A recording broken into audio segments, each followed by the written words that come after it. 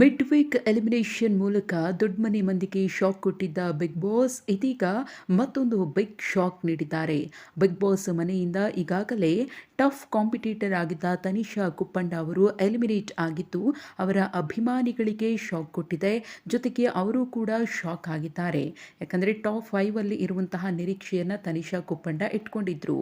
ಇದೀಗ ಈ ಶಾಕಿಂಗ್ ಸುದ್ದಿಯ ಬೆನ್ನಲ್ಲೇ ಮತ್ತೊಬ್ಬ ಸ್ಪರ್ಧಿಯ ಆಟಕ್ಕೆ ಬಿಗ್ ಮನಿಯಲ್ಲಿ ಬ್ರೇಕ್ ಬಿದ್ದಿದೆ ಅನ್ನೋ ಮಾಹಿತಿ ವೈರಲ್ ಆಗ್ತಿದೆ.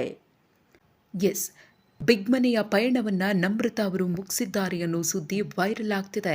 ಇನ್ನು ಆರಂಭದ ದಿನಗಳಲ್ಲಿ ಬಿಗ್ ಬಾಸ್ ಮನೆಯಲ್ಲಿ ನಮ್ರತಾ ಅವರ ಆಟ ವೀಕ್ಷಕರಿಗೆ ಇಷ್ಟ ಆಗ್ತಿರ್ಲಿಲ್ಲ. ಎಲ್ಲೋ ಒಂದು ಕಡೆ ನಮ್ರತಾ ಅವರು ಇನ್ಫ್ಲೂಯೆನ್ಸ್ ಆಗಿ ಆಡ್ತಿದ್ದಾರೆ ಅನ್ನೋ ಆರೋಪಗಳು ಕೂಡ ಕೇಳಿ ಬಂದಿತ್ತು.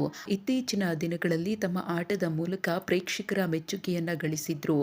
ಯಾವಾಗ ಅವರು ತಮ್ಮ ಗುಂಪನ್ನ ಬಿಟ್ಟು ಹೊರಬಂದು ಆಟ ಆಡೋದಕ್ಕೆ ಶುರು ಮಾಡಿದ್ರು, ಆಗಿನಿಂದಲೂ ಕೂಡ ನಮ್ರತಾ ಅವರ ಪರ್ಫಾರ್ಮೆನ್ಸ್ ತುಂಬಾನೇ ಚೆನ್ನಾಗಿ ಮೂಡಿ ಬರ್ತಾ ಇದೆ.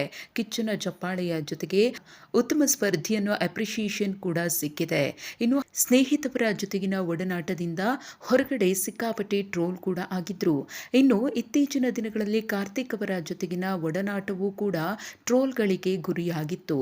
ಈ ಎಲ್ಲದರ ನಡುವೆ ಬಿಗ್ ಬಾಸ್ ಜರ್ನಿಯನ್ನ ನಮ್ರತಾ ಅವರು ಮುಗಿಸುವ ಕಾಲ ಸನ್ನಿಹಿತವಾಗಿದೆ.